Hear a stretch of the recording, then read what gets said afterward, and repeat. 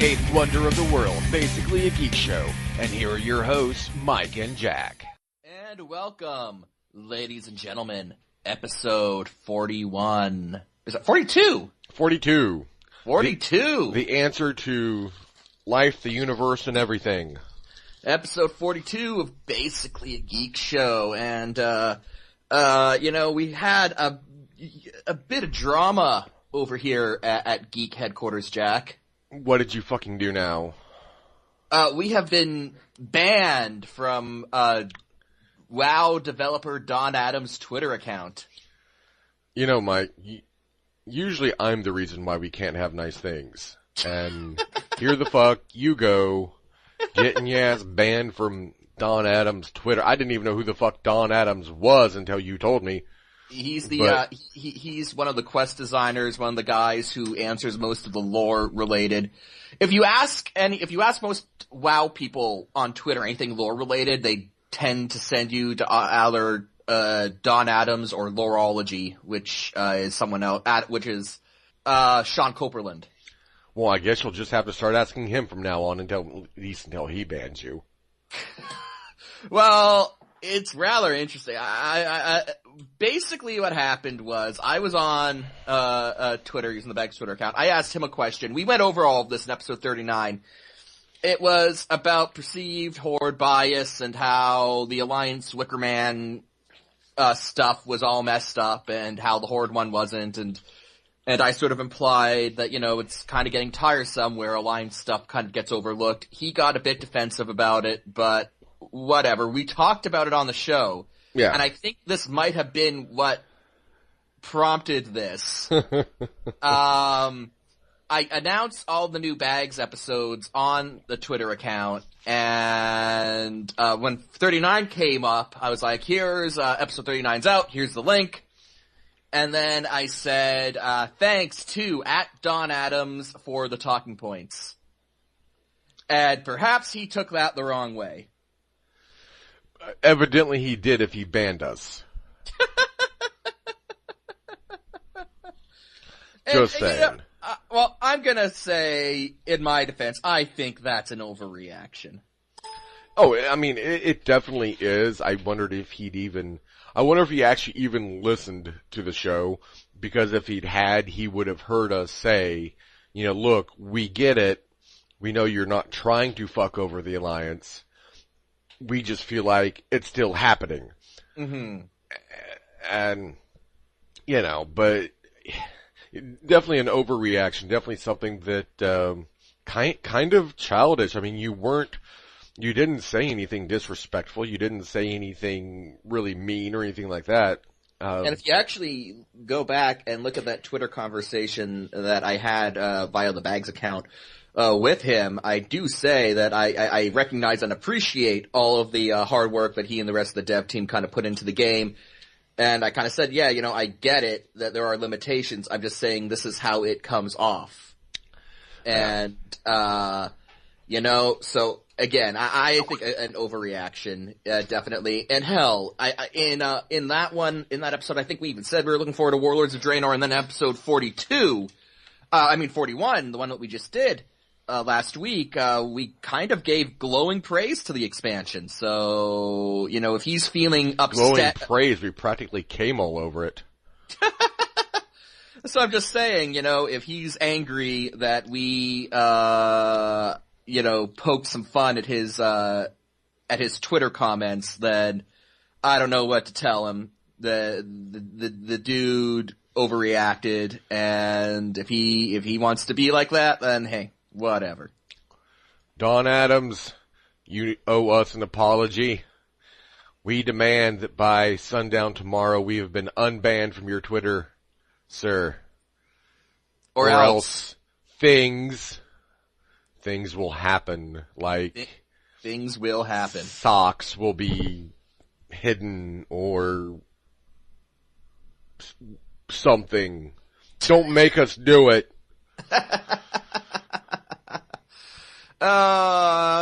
That aside, though, let's talk a bit about WoW and how, WoW is doing pretty great.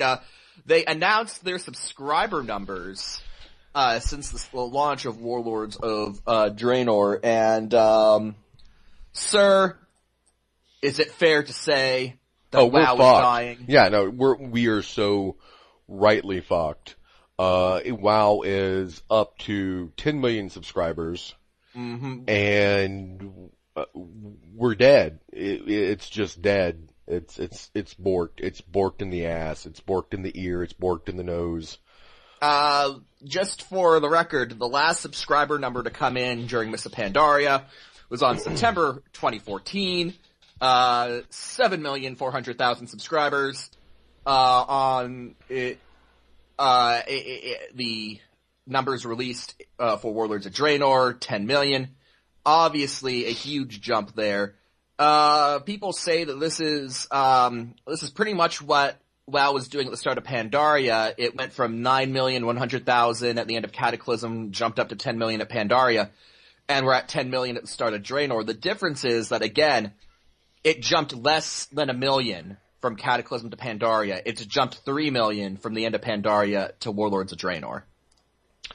Yeah, and I guess that could be kind of overlooked in some ways by saying, well, you know, at the end of Cataclysm, the base was still higher than it was at the end of Pandaria. And that would be true. But that means that these people who have left, it's not a case of they don't like the game. It's a case of maybe there wasn't anything there for them to do, or, I mean, you had a year-long content drought. And that you had a year-long content drought, and I know you and I have sung Pandaria's praises, but if we're looking at this subscription graph, it looks like a lot of people, honestly, during Pandaria, it just wasn't for them. I guess, and I hope that there's a reason there for that other than Kung Fu Panda, because I am so tired of hearing that. I guarantee you that's what it is. Well, I would like to give people a little more credit than that, but yeah. You shouldn't. Yeah, no, I really shouldn't.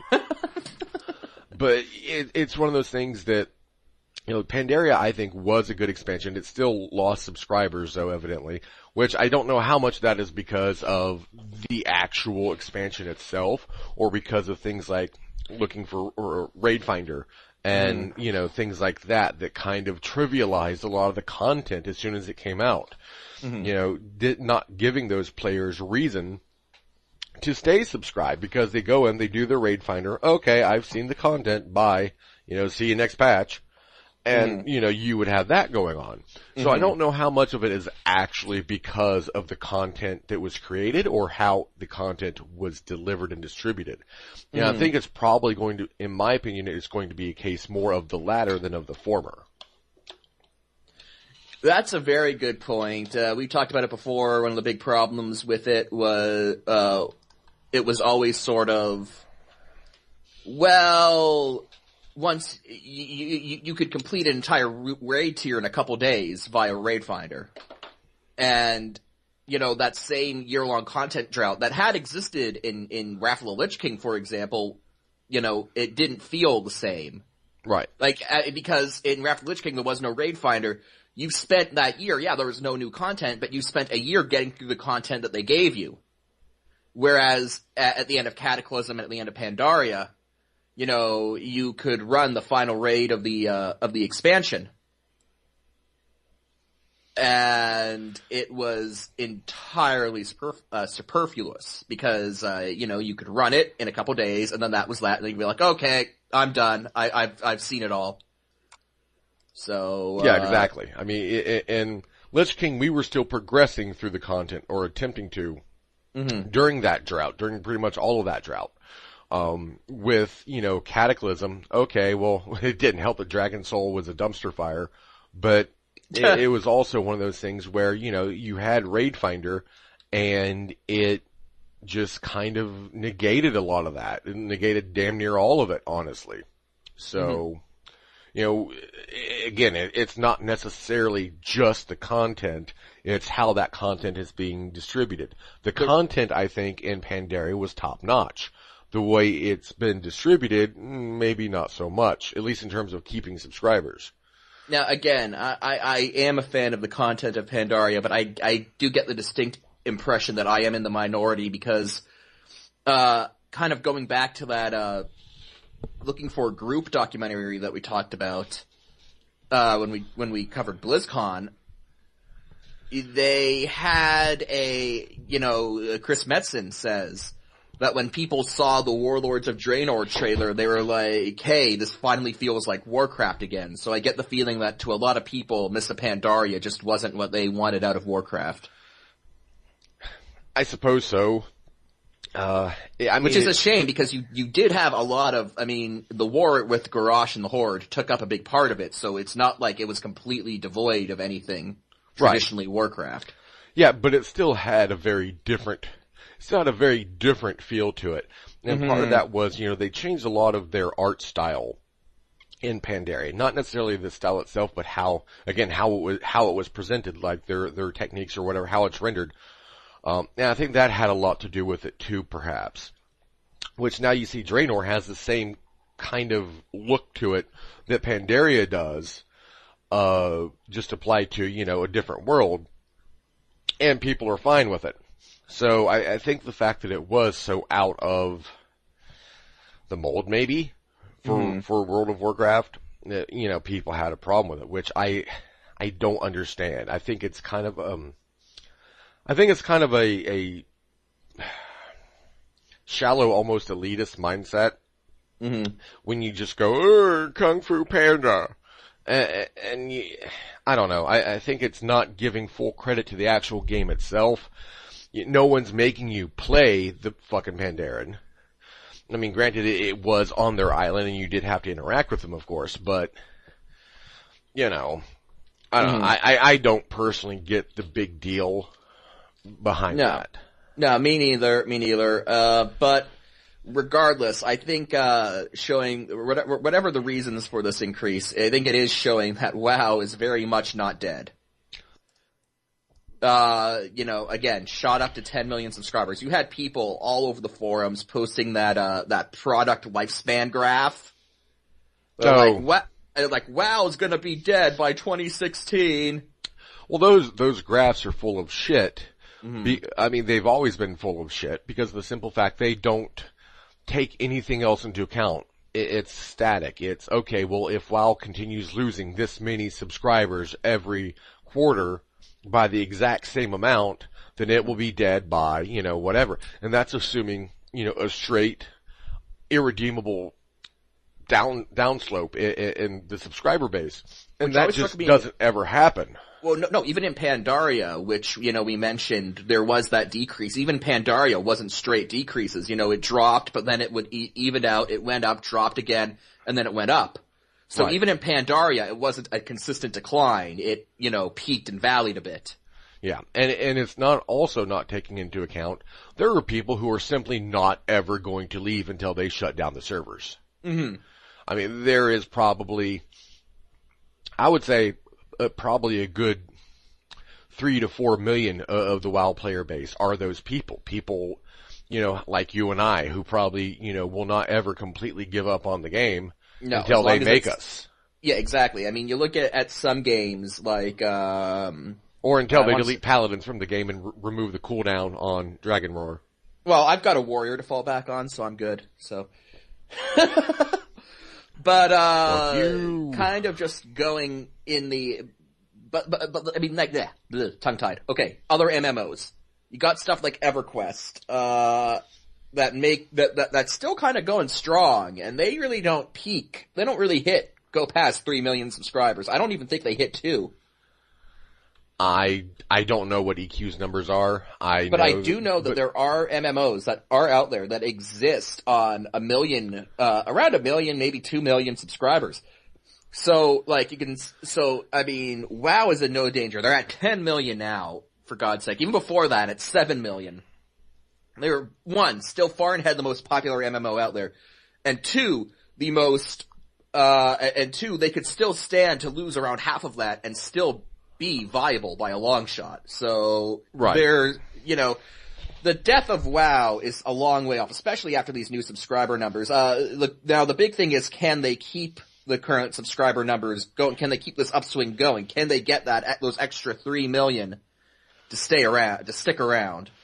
I think if they can, they can't rely, because they do have Raid Finder now, and though they've nerfed a lot of the gear that you get out of it, they've done everything they can to make it not be really all that viable for quote-unquote progression purposes.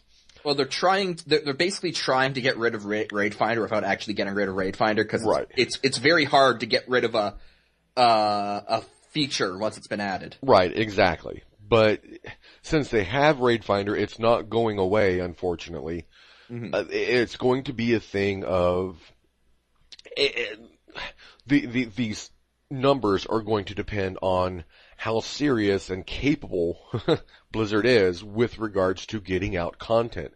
Can we go this time without a year-long content drought? Can they actually pull off what they were talking about and maybe give us a 2-patch expansion and then have the other one hitting, within 3, 4, 6 months after that?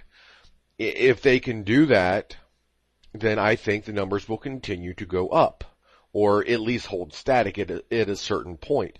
I mean, best case scenario, they continue delivering content, people find it awesome, they get a new expansion out in a year and a half's time, and you see WoW back up to where it was in Lich King with, 11, 12 million subscribers. That's not likely, though, because it's Blizzard, and their bullshit that they pulled at BlizzCon has completely made me lose faith in their commitment to get out, a new expansion within a year like they've been wanting to. I'm sure they still think that they're trying, but No, definitely. If, they might be trying, but if they were on track to do it, then they would have had something to show off, and then they would have done that. Right. I was looking for them to put their money where their mouth was with that. And they did not. Right, no, they put their money on fucking Overwatch, and Overwatch can go suck a dick. That game looks like utter tripe to me. It's a fucking Pixar game. Fuck Blizzard distinctive art style. It's Pixar distinctive art style. It looks like a fantastic Pixar movie. But, I mean, that's the best I we can went say up about on that last episode, but yeah, I mean, I was looking for them to put their money where their mouth was at BlizzCon with regards to World of Warcraft. They did not. That means they did not feel confident doing so. Well, if they don't feel confident, then I don't either, and they can, at this point, until I see it, I'm not going to believe it. Mm-hmm. It's almost like, a perpetrator of domestic abuse saying that they're going to change. We promise we won't do it again, and then they do it again. So, until we see an expansion come out in a relatively short time, I'm not going to buy it. Or at least give us, at least do something to where we don't have that content drawn. Even if it's not a new expansion, at least keep patches coming or something. That's why they're losing subscribers. And I understand that, the ability to make content is always going to be outstripped by the player's ability to play through said content in most cases. In most cases, yeah, but they really need to take into account this whole Raid Finder thing. I mean, whether, okay, it was a mistake, but it's there and it's probably not going away. So you have to take that into account, and the old Lich King model of not releasing content for a year is no longer viable because it takes 2 weeks at most to get through it. Well, they made it to where you can't get tier gear out of Raid Finder. They can't get tier gear, yeah, but to a lot of people, okay, the question's gonna be But you can still get upgrades. You can still get upgrades, and to the player base, how much of the player base does the raids for tier gear, or how much of the player base does raids to see content? And if it's just to see the content, then Raid Finder is still going to fill that gap, because tier gear or not, you're still going to see everything. I think, honestly, what they should do, not remove gear from Raid Finder entirely, but make it heroic dungeon level of gear. Have it be that item level, nothing higher. Make it not, if you want to go get heroic 5-man gear while seeing the raid content, okay, well, you can do that. But that's all you're getting out of it. As it stands now, it's slightly better than heroic dungeon gear, but not as good as tier gear. And frankly, that's not all that far off from where it was in Pandaria. It was tier gear, yes, but it was still kind of a watered down, bastardized version of the tier gear. And I agree with that. I agree with the steps Blizzard has taken with Raid Finder, but I don't think that their 2-cent titanium tax has gone far enough. Indeed. But, you know, I honestly, I just remove it. I people, like, I understand that once you put something in, you really can't, but I'd take it out. They've taken out other shit. They took out the guild leveling. That they did, sir. They took out a lot of the perks that came with the guild leveling. Blizzard, in a lot of cases, does not seem to have a problem with taking things out if it suits them. I don't know why I don't know. At this point, maybe just too many people use it, and like they've seen the numbers, and they're like, we can't afford to potentially alienate this many users. Like, I don't know what the numbers are, but I would suspect that they are significant if they're not just taking it out entirely. Because it's clear they want to, they just feel that they can't for whatever reason. I have no doubt that it would cause a problem short term. I have no doubt of that. But WoW was at its height when Raid Finder didn't even exist. So, to say that the game would have no appeal to these players without Raid Finder, I think that's probably going a bit far. Now, the way that they could be looking at it, they could full well be aware of what I'm saying, that it would be a short-term issue, and it would soon recover, and people would all but forget about it, and that's most likely what would happen.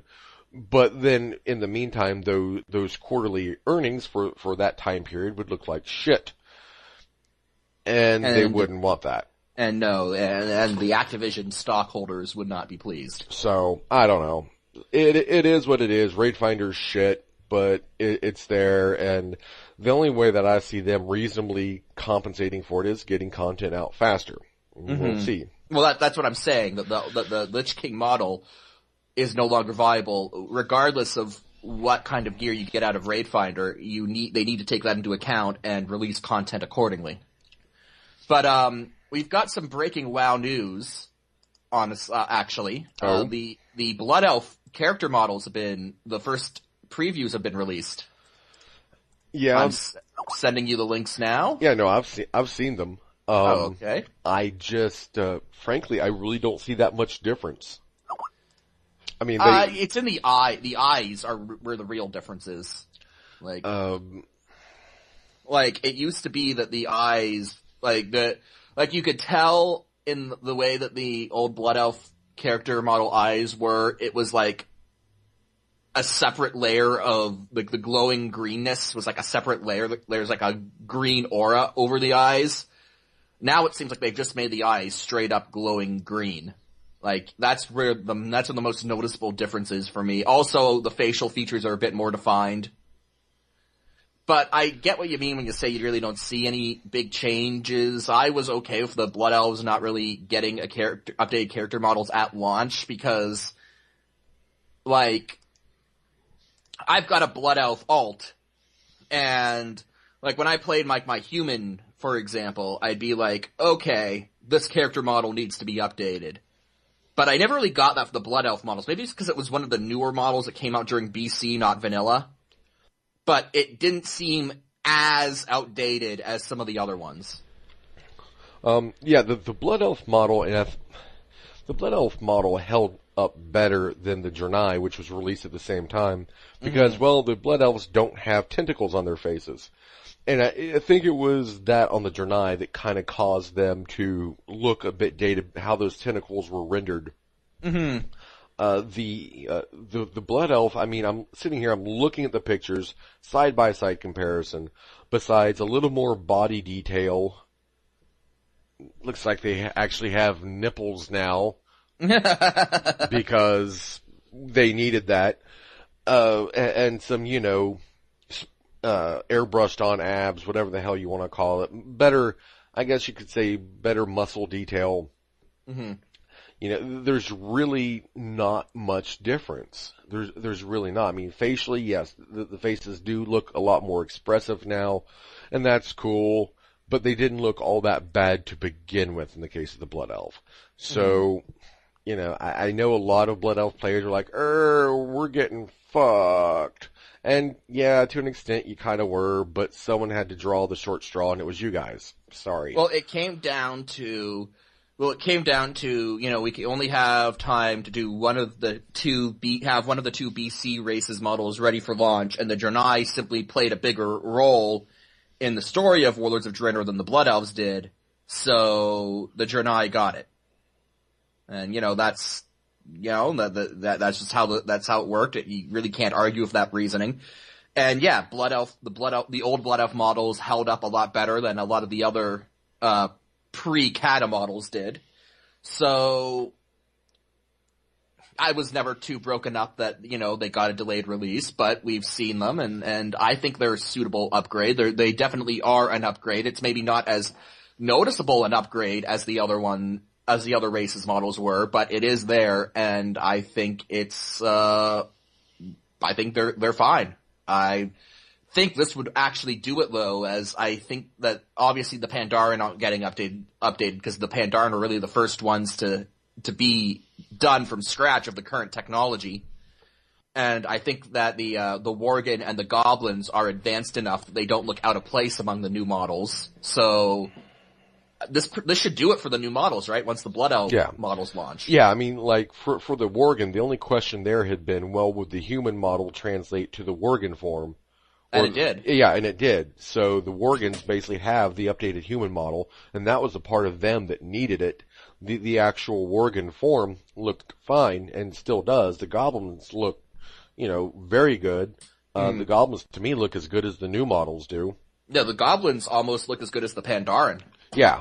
So, this will round that out, and they will actually have been the first MMO to actually successfully introduce updated character models without causing a big uproar. Oh, really? Yes. Others tried it, but, EverQuest did it, and most people hated the new ones, or they didn't run well or something, and they switched back to the old ones. Mm-hmm. Well, I mean, unlike... Or gave the option to switch back to the old ones for a lot of people. Which Yeah, sorry. Which I know that they did do for a while as well, but, Mm-hmm. It was a proactive thing, not a response to rage. No, exactly. And the thing about this, and I don't play EverQuest, so I wasn't there for that. I don't know the differences between the character models. I can't tell you, if it was a betrayal of art style or what have you. But in this case, I think Blizzard did a very good job of maintaining their art style. Like, it's still the same, the new models all have the same feel that the old ones did. They're just better. Right. And I think that has gone a long way to it. Like, it doesn't feel like suddenly you're playing a different game and everything looks radically different. It looks the same, just higher definition. Which I think has helped quell any rage that might have, come through this. I honestly, once the new character models went live, I haven't seen anyone complain about them. I mean, I saw some complaints of people saying, oh, I don't like this, like when the first previews were released. I saw a bit of that then, but I haven't seen anything since they've gone live. I really haven't either, no. I mean, I'm sure there are a few people out there who are unhappy with it, but I seriously don't get it unless it's something like, not enough facial options, which they went a long way to fixing that. I don't know what the status of that is currently for every race, but, They went a long way to fixing it, and they went a long way to making it easy to recustomize your character, so props there. Yeah, and someone had asked them why they even kept the, paid recustomization, and if they're giving out free faces at the barbershop, because that's not grisly at all. And they'd said, well, the paid customization now is for in case you want to change gender or race or name or something like that. So, well, name change has always been a separate thing, I think. Oh, okay. Well, but the recustomization option, the big thing. Well, a lot of their options are have recustomization features. Like if you do a faction change, right, you get to choose a race on the other side, and obviously you get to recustomize it that way. But straight recustomization features have to do, I think now, with, skin tone in some cases and, gender. Yeah. Like for example, I'm not too sure. I know it's weird. On my Worgen, I can change skin tone at the barber shop, but on my human, I can't. So I don't know. But yeah, there are still options that the character customization option, still has locked. So that's why that's still around. But, yeah, I think that kind of rounds out our WoW news. 10 million subscribers. WoW's dying, sir. WoW's dying. Yep, we're all doomed. WildStar is Ascendant. I don't even know what that game subscription numbers are. I don't imagine they're very high considering they've gone out of their way to kind of cultivate an elitist kind of culture around the game. I don't mean that in a bad way. I'm just saying that their game is very hardcore and they only want to appeal to hardcore players. So I don't see them kind of coming close to WoW's numbers. Yeah, fair enough. Moving on, Jack, you recently saw a movie, Blade Runner. Yeah, and I know I'm probably the last person who hadn't seen it. I only saw it 2 years ago for the first time, so don't feel bad. Okay. Yeah, I know. A friend of mine was saying, oh no, you gotta see this. It's great, and blah, blah, blah, blah, blah. Alright, fine, whatever. I'll watch it. And I watched it. And I'm just like, okay, well, that was a thing. Mm-hmm. I like the art style of it, but it was kind of, I don't know, it was kind of samey to me. I mean, it was a fairly decent movie, but the whole story of these synthetic humans doing their thing and being all bad and whatnot, they could have easily, here's what I'm trying to say. The whole underlying plot could have easily have been made as the blatant political statement that they wanted it to be if they had replaced the replicants with, say, any alien form ever known to man, changed a little bit of the dialogue, and fucking bam, there you go. Mm-hmm. I didn't really see the point. And the film as a whole is kind of, okay, it's fine. It's not the greatest thing since sliced bread. Mm-hmm. It's okay. Well, in terms of the plot, they were kind of stuck. It's based on a Philip K. Dick book, and Do Androids Dream? Dick. Do Androids Dream of Electric Sheep? I credit them for going with Blade Runner. That is the superior title there. I don't see Do Androids Dream of Electric Sheep really, topping any box office charts just on the title alone. But my first question is, because there have been multiple versions of this movie, kind of infamously. Did you see the version with the Harrison Ford voiceovers? Not that I'm aware of, no. Okay. Because I know that there were multiple, versions of it. Basically, Ridley Scott and the studio had debates about how they wanted the movie to be edited, how they wanted the movie to end. And so there are multiple versions out there, and one of the key ways to tell is one of them has Harrison Ford voiceovers. No, and the ending was another thing I really didn't particularly care for. It was almost like the ending took all the piss out of the bad guy, the quote-unquote bad guy, took all the piss out of Harrison Ford's character. It just felt really unsatisfying. I wouldn't necessarily call it a bad ending. It was just an extremely unsatisfying ending, to me at least. Mm-hmm. Mm-hmm. So in your opinion, is Deckard a replicant? Yeah, I think so. Actually, okay. I do. Cause I was cause I went into this blind. I'd never seen the movie. And, so I'm sitting there and I'm watching it, and immediately, like, I don't know, probably 20 minutes into it, I'm like, oh, okay, we're gonna do that, are we? And then they didn't. I'm like, what? Mm-hmm. Oh, okay, whatever. That's the thing that they didn't do. Mm-hmm. Which, I mean, I'll give them props for not going with the obvious fucking twist. Mm-hmm. But, yeah. Well, at least obvious these days. I mean, back then it would have been, oh my god! But, yeah. now it's like, okay, whatever. Mm-hmm. The reason why we're bringing this up is because Blade Runner 2 is going to be a thing. Yeah, and it's evidently not going to be directed by Ridley Scott. Which is probably for the best, because Prometheus was shit. Well, that movie gets a bad rap for a lot of things. I thought it was watchable. Oh, yeah.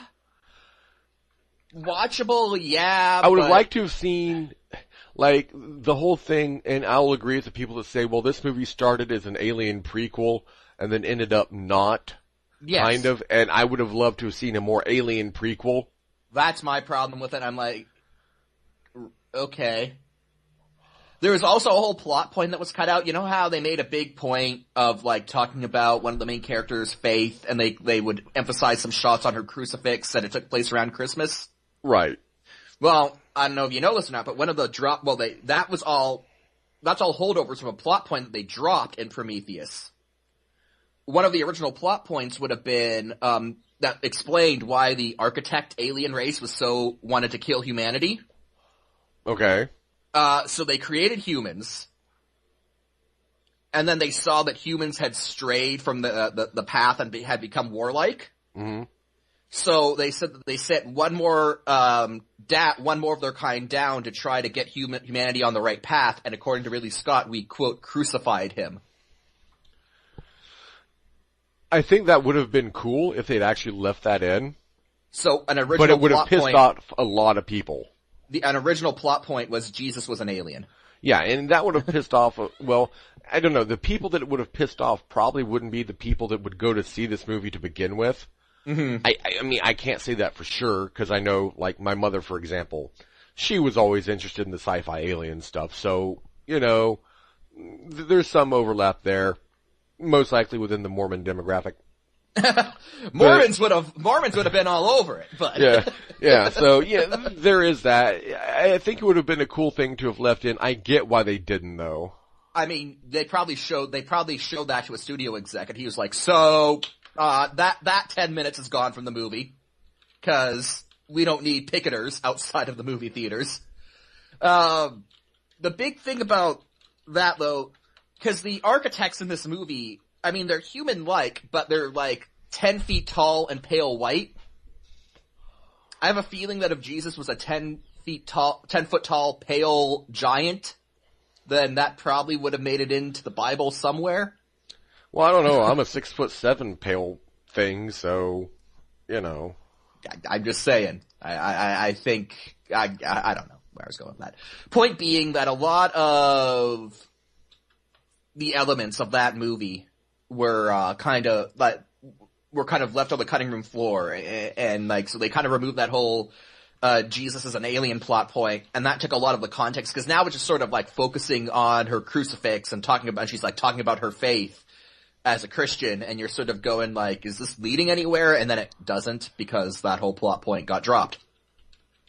So, no. But yeah, that's probably for the best that Ridley Scott isn't doing Blade Runner 2. Instead, Ridley Scott will be focusing on Exodus, Gods and Kings, so we can see, Kung Fu Action Moses. Yeah, with sword slinging, grip action, whatever. Yeah. But Blade Runner 2, it's gonna begin filming in 2015. We really don't know all that much about it, other than it's going to introduce an alien monster. Which, you see, the original thing I had heard about that was that they were going to try to make the new one more of a standalone thing and less relying on the alien thing. In Blade Runner? Oh, I'm sorry. I had a derp moment. Brain fart. Yeah. Yeah, Blade Runner 2. I don't know. A lot of this is just, okay, the original Blade Runner was actually based on a book. Do Androids Dream of Electric Sheep? And I don't know if, a completely original Blade Runner 2 movie is honestly all that capable of kind of continuing the story in a way that would make fans of the original happy. Because Philip K. Dick is considered one of, if not the greatest, sci-fi authors of all time. And you're like, well, okay. Are hack Hollywood writers up to sort of continuing his story? I don't know. I don't think anyone's really going to be happy with this. Mm-hmm. This is, again, another one that falls firmly under the heading of way to strike while the iron's hot. Yeah, way to capitalize on that Blade Runner hype, guys. I don't know. I doubt they'll be able to get Harrison Ford for this. Do they want to? Right, I was going to say, I kind of wonder if they'd even want to at this point. Not because Harrison Ford's stock has degraded or whatever, but simply because he's a little bit old for this shit. He's a little bit old and he no longer gives fucks about most things anymore. Yeah, well, he's Harrison fucking Ford. He doesn't have to give fucks is the thing there. But I'm so looking forward to Star Wars Episode 7 just to see if he actually, tries. I would love to see him say, alright, Luke, listen up. Blah, blah, blah, Force. Alright, you got it? Okay, get your head in the game, buddy. Yeah. Yeah, so I don't even know if they'd want Harrison Ford for this, even if they did, and, I don't know, cause again, you're sort of taking the legacy of what many consider a classic science fiction story and putting into the hands of Hollywood writers, and Hollywood writers do not have the best reputation at the moment, probably justified. And we're not even talking about any of the good ones. Yeah. Ooh, are there good ones now? Are there really good ones? I mean, I don't know, Joss Whedon maybe. Maybe. Christopher Nolan. I don't know. But I still haven't gotten around to seeing Interstellar. I need to see that movie. But, another thing for Blade Runners 2, okay, so it will be developed by the original film's writer, Hampton Fletcher, but then they got the writer for the Green Lantern movie to work on it. So, kind of ping-ponging quality there. Yeah. It's gonna feature a female protagonist and include a role for Harrison Ford as Robert Deckard, but then afterwards, ? So, I guess Blade Runner 2 getting Harrison Ford is all going to depend on whether or not they can get him to give enough of a fuck to show up to the studio for when it comes to when they begin shooting. Yeah, the thing is, if they get Harrison Ford to reprise the role as Deckard, then it's going to be probably a short appearance, which means that there's most likely going to be a greater chance of him phoning it in like he did with Ender's Game. Oh, that movie. That's fantastic. I'm Harrison Ford. I'll be playing what's his name? I'm Harrison Ford. I'm Harrison Ford. I'll be your A-list actor for the evening. Yeah. I don't know. He might as well not even, I know people are like, but you can't have, Blade Runner without Harrison Ford. I mean, at the end of the day, again, Blade Runner is based on an actual science fiction novel, and so as far as I'm concerned, Blade Runner 2 is just Hollywood nonsense, so it doesn't really matter if it has Harrison Ford or not. It would almost make more sense if they just did a remake at this point. Mm-hmm. Not a Jason reboot. Statham. Yeah. Yeah, it could work. British replicants make it happen. Well, most of the ones in the original were. I know, which was odd, because it's we programmed the robots with British accents because classy? Oh, well, because to American film audiences, it's the same reason that, every foreigner ever known at some point has been played by a British actor in an American film. You have that Jean-Luc Picard, the French starship captain, right, played by the distinctly British Patrick Stewart. Right, it's an accent that Americans can easily understand, usually, and we recognize it as different, but not so different as to lose audience numbers. So, that's why they do it, I think. I just don't know why they didn't just make the character of Picard British then, honestly, but, whatever. That's a different tangent. Let's move on, shall we? Next up on the docket, Jurassic World trailer has been launched after years of developmental hell. Jurassic Park 4 is happening. It seems like it's going to be, July 12th of 2015. And it's going to star Christopher Pratt. Many people will know him as Star-Lord from Guardians of the Galaxy. So, you and I have both seen the trailer. Actually, we saw the trailer just before recording, sir. So, what do you think? Jurassic World trailer. God damn it, do we need more fucking raptors? Just once can we not have the fucking raptors? They're not even, as far as I'm concerned, big enough to be legitimate dinosaurs. I gotta disagree with you because, the Deinonychus, the species of raptor that they've used for the Jurassic Park films, they're not big. But, god damn it, they are vicious sons of bitches. I mean, they scare the shit out of me granted I was like, how old? Okay, 1993 was when the original one came out, so I was 5 when the original movie came out. And so I was scared of the Raptors land. I still am today. So I don't know. Raptors they're scary stuff, man. Scary stuff. Okay, if one were in the room with me right now, yes, I would be concerned with that. But clever girl. Yeah. But I mean, when I was watching the movie, I was just kind of like, the first one, I was just kind of like, okay, can we stop focusing on this and get back to the real dinosaurs, please? Mm.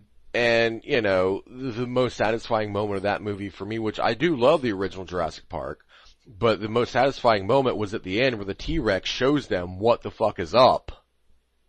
Mm-hmm. And just like murder hate kills both of them fairly easily. He's like, no, bitch. No, you ain't what you think you are.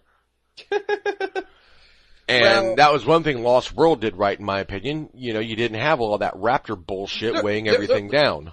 There were raptors in Lost World. Yeah, they were in there, but they weren't, I don't know, it didn't feel as much of the focal point to me. Mm-hmm. Well, no, the T-Rex definitely took center stage for that one. But, I'd argue that, as someone who was very much in the target demographic of the original Jurassic Park, like, you know, young kids, I was there for the merchandise blitz. I mean, the Raptors were huge. I mean, Toronto's NBA basketball team, which came out started play 2 years after Jurassic Park, came out, they were named the Raptors because 2 years after Jurassic Park came out, Raptors were still this big thing in pop culture.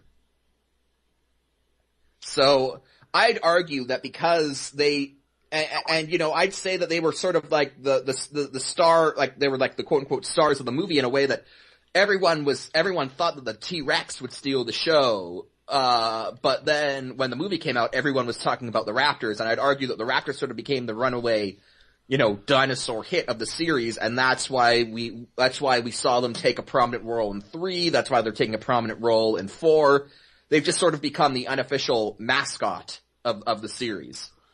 Well, they need to tone it down because it bores me. Well, we're not just getting raptors, sir. We are getting super smart, genetically enhanced intelligence raptors because somebody thought that was a good idea. And that's another thing. That's another thing. Like, okay, if you want, we know more about genetic engineering now than we did in the mid-90s, and we know now. I don't know, Mr. DNA. He was throwing some hardcore shit around. I know it's like one of those things where it would be, I mean, I heard somewhere someone actually was working on genetically engineering a fucking dinosaur. And more power to them, though please keep it way the fuck away from anyone. Before you even know what you had, you slapped it on a plastic lunchbox and now you're selling it! You're selling it! You probably just scared the shit out of your poor cat. I did. Yeah, poor Rami. But yeah, so, you know, we know now it's not quite as easy as, you know, butt fuck a mosquito with a needle, pull the blood out of it, and boom, dinosaurs in a few weeks. Dinosaur DNA. We know that now, but it's still a plausible enough thing in our minds to where, okay, well, we can go with this. But then when you just have someone sitting there saying, within the plot context of this movie, hey, how can we add more murder to the murder lizards? No, yeah, exactly. You take a Deinonychus velociraptor, which, in the first film even, were shown to be pretty intelligent as far as murder lizards went. And then, when the third one came out, that was increased, when the third movie came out, that intelligence was raised because between the first and third movies coming out, they actually did discover that the, Deinonychus's brain capability was incredible. This was an incredibly intelligent animal.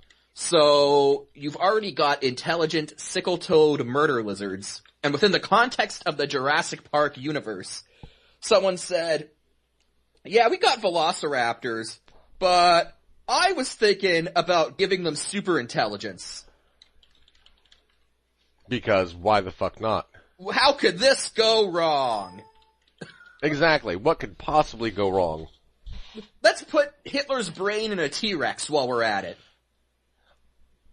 Why the fuck not? I mean, he'd be coming after you before me.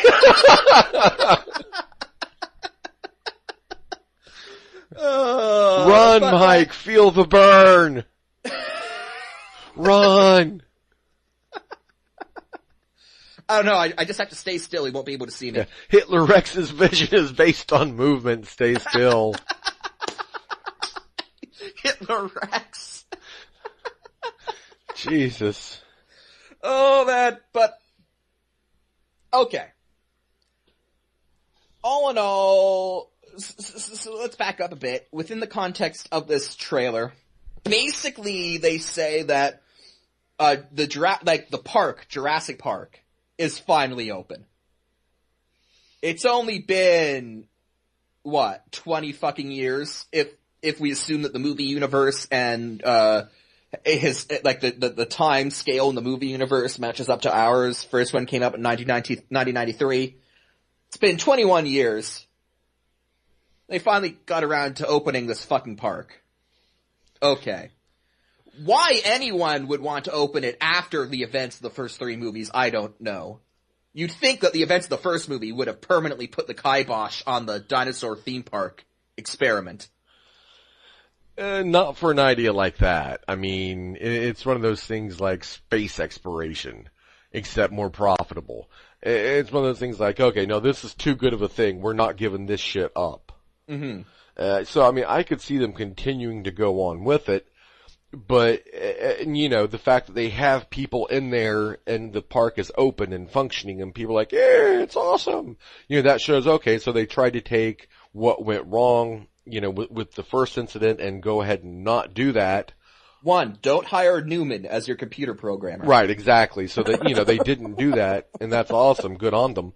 But then, you have some fucking genius say, hey, let's make our own.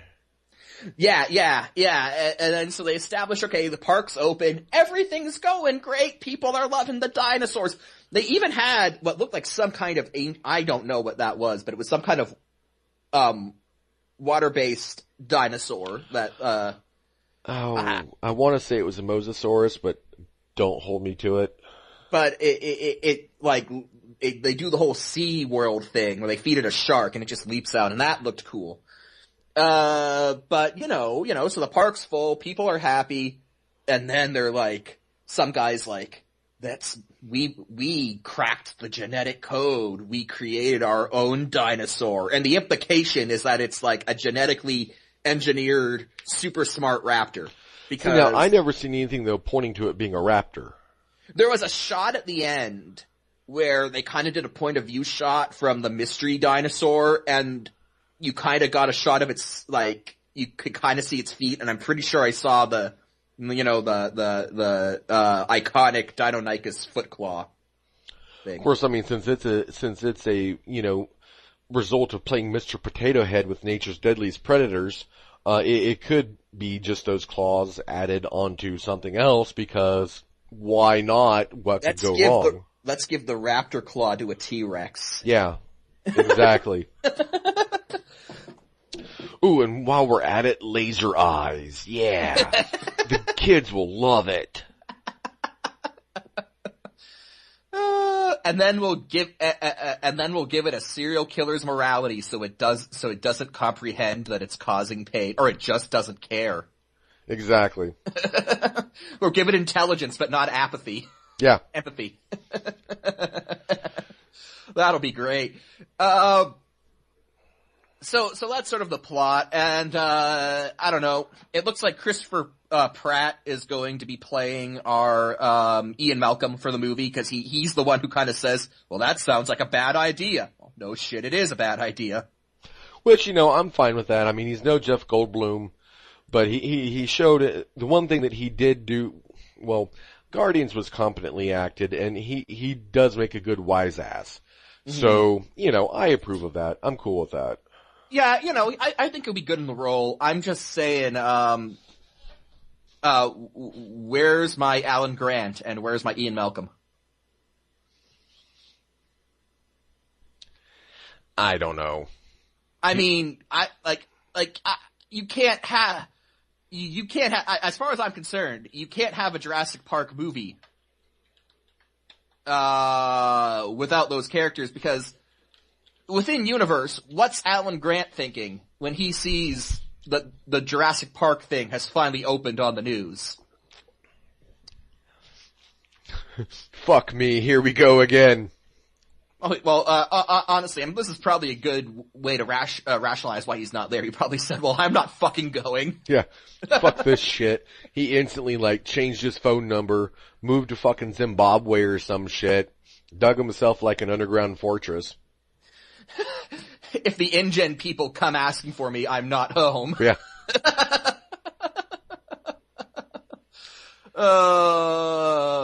Yeah. But all in all, I'm honestly looking forward. It looks better than Jurassic Park 3. Well, I mean, Jurassic Park 3 is one of those, both of the sequels I think kind of got an unfair bad rap. Mm-hmm. I liked both of the sequels, mostly because neither one of them were quite as raptor focused. Mm-hmm. And I don't know. The Spinosaurus was fucking awesome as hell in the third one. It was awesome, but the third one, a big plot point of the third one was raptors have advanced intelligence, so I don't think you could say it wasn't raptor focused. Well, it didn't feel it, to me at least. It didn't feel to me at least like it was. It was more like, I don't know, the Spinosaurus seemed to get a lot more airtime. Oh, and this is something else. Okay, so this is kind of related, but kind of not. Okay, so Godzilla got a lot of, of hate because he was on screen Godzilla was actually on screen in that movie for so little time. Mm-hmm. Did you know that in the original Jurassic Park, there were dinosaurs on screen for 11 minutes? Really? Yes. Huh. Interesting.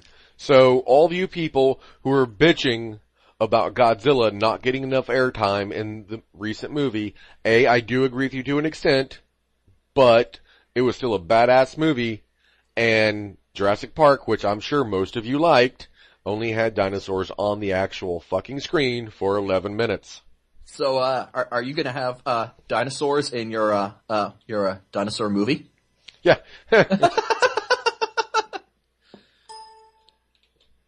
Well, the thing about Godzilla, we covered this, but Godzilla being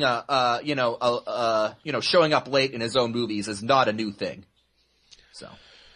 Indeed. Yeah. Yeah, that is the thing. I'm kind of disappointed that, Jeff Goldblum won't be there to be his wise ass self, because god damn it, he had some fantastic lines in that first movie. Well, maybe we'll get him in Independence Day too. Hopefully. But a quick rundown. You said that, you do like the other two Jurassic Park movies that came after the first one, Lost World and Jurassic Park 3. Yeah. Of those two, I'm just kind of trying to gauge, your stance on the franchise, I assume that your favorite is the first one. I would say a toss-up between the first and the third. Oh, okay. So in your mind, 3 is on par with 1. More or less. It depends on my mood, honestly. I mean, objectively, I know that the first was better. Objectively, I know that. But I still enjoy them both almost equally depending on my mood at the time. And you like 2. 2 was good. It wasn't great. It was good. I'll tell you the thing about 2 that ruined 2 for me. I read the book that it was based off of. Michael Crichton, who wrote the original Jurassic Park, he also wrote The Lost World. And the Lost World book has almost nothing to do with the movie. They didn't use any part of that fucking movie, except for the fact that Ian Malcolm is in it. They did not use any part of that book for that movie. And the book is so good. If you are a fan of the Jurassic Park series and you're listening to this, I cannot recommend the book Lost World enough, because it's fantastic. And the movie's good, but then I read the book and I'm like, oh, I wish they had made a movie about this, because it's really good. So. But they didn't, because fuck you, that's why. No, they didn't. You shall languish in your own absence of the things that you love. Suffer. Suffer, plebeian, suffer. But I'm looking forward to it. My only criticism from a technical standpoint from this trailer was that a lot of the CGI looked kind of unfinished. Like, when they released Jurassic Park, when they re-released it in 3D a couple years back, I went to see it in theaters because I had only seen it in theaters when I was really little, and I had been watching it only on TV, DVD, VHS since then. So I was like, okay, I'm gonna see this movie on screen for the first time in, close to 2 decades at the time. And so I saw it, and I thought that the CGI held up amazingly. Like, it's fantastic, the work they did. Here, the CGI in this one looks like it's not, it still looks like CGI to me. It doesn't seem as seamless as the CGI in the first movie. And I'm not gonna hold that against it quite yet, because that could simply be a case of, hey, this is a trailer, this is the first trailer, it's entirely possible that the footage hasn't been completely touched up yet. So, there's that. But I just wanted to say that some of the CGI did kind of make me going, that's not as good as I'd like it to be.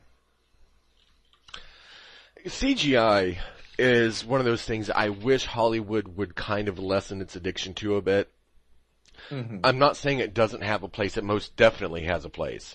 But practical effects are not obsolete. And in most cases, practical effects can do things more realistically in the hands of the right people than CGI ever could, at least in its current state. And, it's a thing that they need to incorporate more balance between the two. Because if not, you're going to continue to have that feeling of not quite rightness when you're watching these movies. I mean, the Ninja Turtles movie was a pretty good example of that. The CGI was good, but it shows you very plainly that CGI can only do so much. It can't give you that feeling of something actually being there, really. And, they need to, I know practical effects are more expensive, and a lot of times can be a little more difficult to shoot. But it shows in the finished product. It shows a lot in the finished product. It makes it a higher quality product. And I wish Hollywood would kind of go back to incorporating more practical effects in their whatever the hell that they're doing at the time, and not relying just so much on CGI. And that's kind of a side rant, but it's what you're saying. The CGI in these newer movies, it's great, but it still leaves you with that feeling that something's off, kind of. You know what I'm saying? Indeed. It's kind of when you're very much aware that you're seeing CGI. It is the best way I can put it. And it doesn't quite, and it's one of those things where, in my experience at least, haven't really noticed it until I've then seen an older movie. Like, you see a lot of the current Hollywood fare, and then you're like, okay, whatever. But then you see a new movie. Like, I'm sorry, you see an older movie, be it on DVD or you catch it on TV. But you see an older movie that has heavy use of practical effects, and it's kind of a sobering experience where you're like, oh wow, well this actually, I wish they do this more often. It just has a more, it's practical effects. It is real, so it feels more real. And again, the CGI in the original Jurassic Park was top notch, but I see it just not being, not standing up to that in the new trailer. Of course, as I said, this could just be footage that just hasn't been completely touched up, so I'm willing to give it a pass there. And the thing is, in the original Jurassic Park, most of the effects in the original were practical effects. Mm-hmm. Most of them were animatronics, or even a guy in a suit. Mm-hmm. So, and they did the same thing in, some of the recent Alien movies even, practical effects have been used extensively in those. And those all feel much more real than some of the CGI fest do. In the Jurassic World trailer, you can tell that the CGI is better. It's still, though, I think as far as old CGI goes, the original Jurassic Park holds up brilliantly well. Mm-hmm. I can watch it now and still say, well, that's not that much worse than if it were made right now. And Indeed. It's really not. You can tell some maybe subtle differences in how things are rendered. The rendering technology is a lot better now.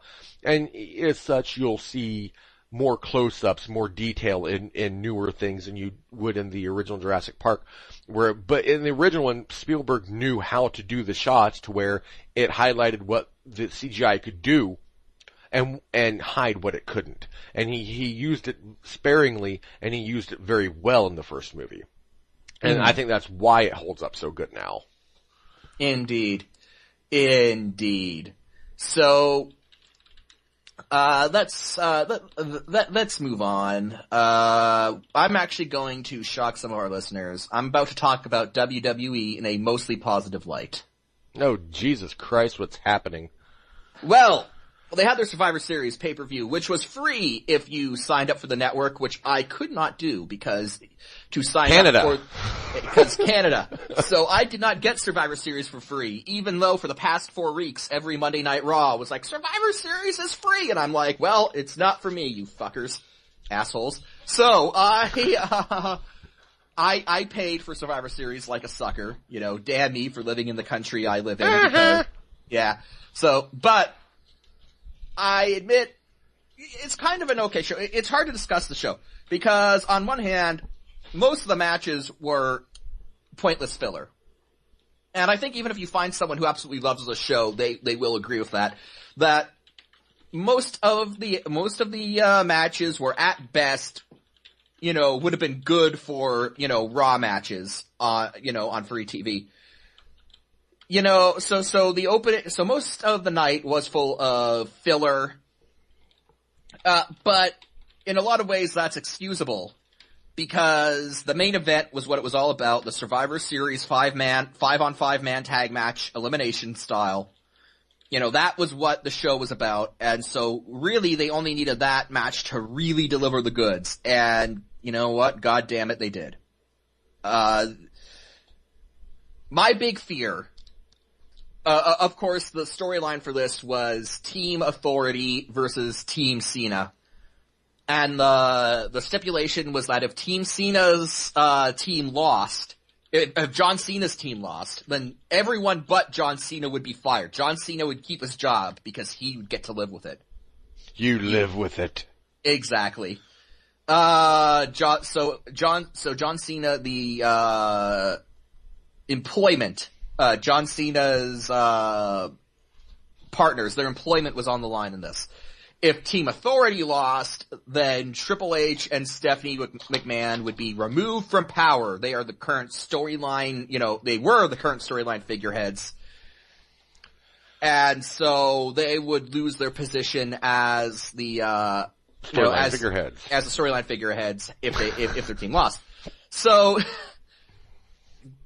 basically, this was a great match. It came down to 3-on-3. It came down to on Team Cena, John Cena, Big Show, and Dolph Ziggler. Dolph Ziggler at the moment was knocked out unconscious in the ring, outside of the ring. And Team Authority was Seth Rollins, it was Seth Rollins, Luke Harper, and Kane. And what ended up happening was Big Show turned on John Cena and eliminated him for his own team and then walked out. So John Cena is out.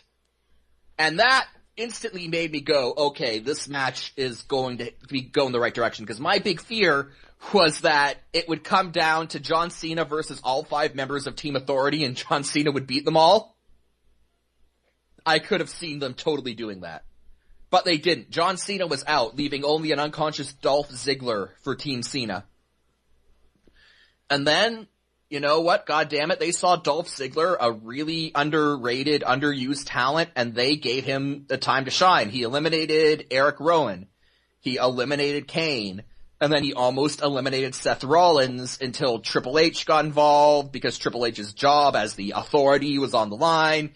So he knocked out refs, he got in the ring, he started, he put the beat down on Dolph Ziggler, gave him a pedigree, and then Sting showed up. Dun, dun, dun. Now, if you're a longtime WCW fan like myself, you know that Sting is the man. He is the man they call Sting. And he's never really been, he was never in WWE.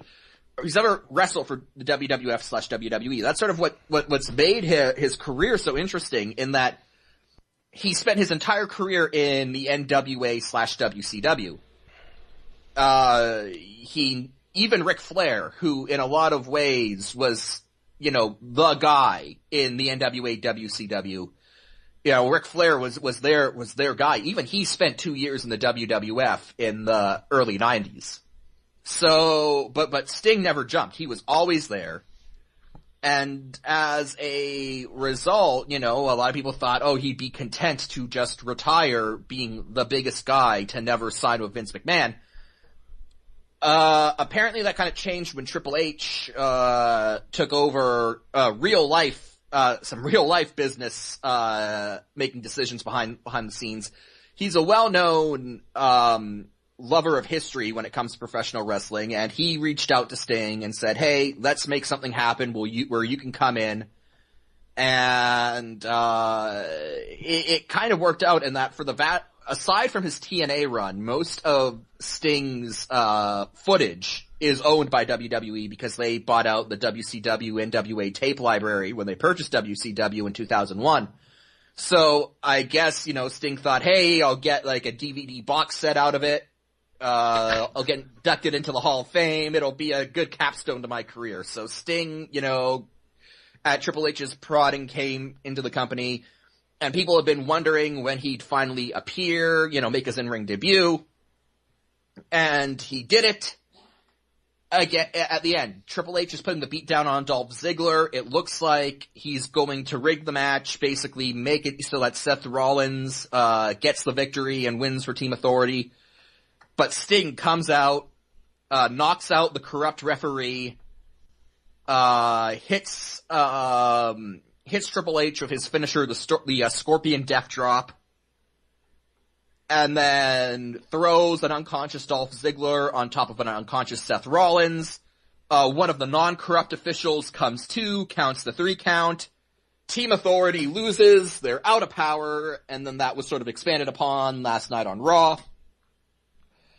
And all I can say is it was a fantastic match. Point one, the match's favor. We didn't get John Cena wins. We didn't get that. He was eliminated midway through the match. And, he had no bearing on its final outcome. Point two, Dolph Ziggler got a chance to shine. Dolph Ziggler, I think, is a really Dolph Ziggler, it's a real shame that there isn't another company that's a true major league. TNA took a step down, when their TV deal, Spike TV, ended, and they signed a new one with Discovery America, I think, is the new network they signed. I don't know. I can't get it in Canada. I know that much. Point being that TNA really doesn't have that mainstream exposure. It's a shame that there really isn't another company out there that Dolph Ziggler could really be the star of, because this is a really underrated guy who's just got lost in the shuffle, but they gave him a time to shine here at the end of Survivor Series. That made for a great match. And then the ending, you know what? A lot of people are like, oh, Sting's older now, doesn't mean as much, we don't want to see him. You know, you people are wrong. Sting is awesome, and seeing Sting in the WWE actually, you know, making an impact is amazing. So, I honestly couldn't have been happier with the way the match ended. So, big props to WWE on Survivor Series. I liked it. Would have been nice if I had been able to see it free, but that was unfortunately not in the cards. But, moving forward, there are rumors that, Sting is going to wrestle Triple H before WrestleMania 31. And that Sting will wrestle Undertaker at WrestleMania 31. So, just your thoughts in general. What do you think about that? Sounds pretty damn interesting, actually. I wouldn't mind seeing that. I mean, the way that it is that the Undertaker thing. I think this makes this makes that match more interesting now that the streak's over. Because when the streak's. So now, I thought he was retiring, though. That was what I thought too, and honestly, maybe that would be for the best, because anyone who watched that WrestleMania 30 match with Brock Lesnar could see that Undertaker was not going at the level that he has historically been known to go at. I can only imagine that basically he wanted to do the match with Sting, and Sting wanted to do the match with him, so they were both like, okay, we'll do one more. Yeah, well, I mean, they're age-wise and everything, they're pretty much on par, so, I mean, it should be fairly equal capability. Well, the big thing is that if the streak was still standing, then that would be factored in as like, oh, well, the Undertaker's not going to lose to a guy, he's not gonna let the streak end to some guy who's, for the majority of his career, was associated with the competition. But now that the Undertaker streak is done, that opens up a possibility. That I think makes the match more interesting, because that's not a factor. You're like, you could still think of like, oh, behind the scenes, political reasons why, Undertaker may still win, but, you know, from a fan's perspective, you sit down and you're like, oh, well, now there's enough doubt. Now, you know what? They just might give Sting this win. And, what's more interesting to me about the news about Sting's future plans is that it's not going to be just one match. They've already said, the rumors have already started that they're going to do a Sting versus Triple H match and then move on to Sting Undertaker. And both of those matches I think would be interesting. Sting and Triple H were both big players during the Monday Night Wars, so that's kind of a fantasy WCW WWF match played out. And Sting versus Undertaker, they kind of filled the same role in their companies. They were both the dark, brooding kind of characters, at least once Sting got his character makeover, you know, in 1997, late 96, early 97. So, there are two dream matches I'm definitely interested in seeing. So yeah, you know what? WWE color me impressed, with the current product. Monday night was sort of a way to unwind. It was a very fun show, not very storyline heavy. It was a sort of a way, basically, to come down from the serious stakes of seriousness from the previous night. So starting next week on Monday, I think we're going to start seeing things move in the direction that they're going to be moving in, heading into TLC and Royal Rumble. And, yeah, color me intrigued. I usually don't get this excited about WWE programming until January, when the WrestleMania the march to WrestleMania begins. But, they've got me interested a few months earlier this year, so, good on you, WWE. Keep it up. And, let's see where it goes from here. And more Grumpy Cat. More Grumpy Cat, yes. Bring back, you know what? Now that the Authority is gone, make Grumpy Cat the new general manager of Raw. I want Grumpy Cat to be in charge of Raw now. Why the hell not? Indeed. But, I don't know. I think it's what, and you, as someone who's really not all that into, the current, wrestling product, if you're saying that you're into the idea of Sting Undertaker, then I have to imagine there's going to be a lot of longtime fans who have maybe not watched in a while who say, you know what, I'll give that a shot. I would say so. I mean, for the people that are kind of tired of the shit that has been, it's good to see names that even us non, quote unquote fans or whatever you want to call us, casual fans, whatever, the names that we recognize can be like, hey, yeah, that's cool. Mm-hmm. Indeed. And with that, we're going to draw episode 42 to a close. And thus, do we have any updates on the bad movie Public Defender? I know that I know that you and I were talking about, Star Trek V at one point. Yeah, and we will do that on next week. Next week, huh? Yes. Okay. Well, with that, I am, Mike, for Jack, signing off on episode 42. You can catch us on all of our programs. iTunes, YouTube, Stitcher, Spreaker, and on basicallyasportshow.com. Good night, everyone. Good night.